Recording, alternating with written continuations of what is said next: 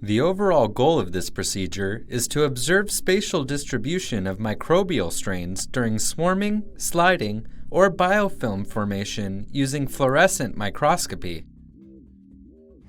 This method can help answer key questions in the social microbiology field, such as how spatial segregation influences microbial interaction.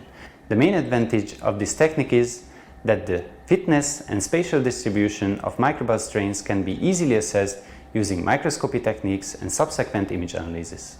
Demonstrating the procedure will be Theresa Hölscher, a PhD researcher from my laboratory.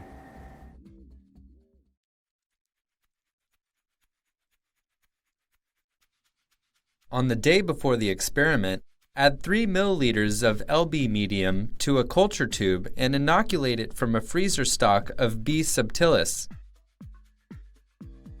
Repeat this inoculation with a separate tube for each strain of interest. Place the tubes into a horizontal shaking incubator at 37 degrees Celsius overnight.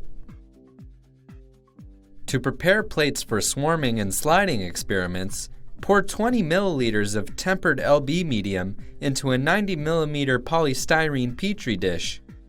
Close the dish immediately and then place it to one side of the sterile hood to cool for at least 1 hour.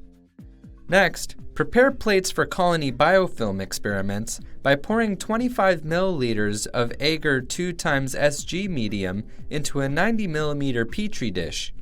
Close the plates immediately and set them to cool in stacks of 4 or less for at least 1 hour.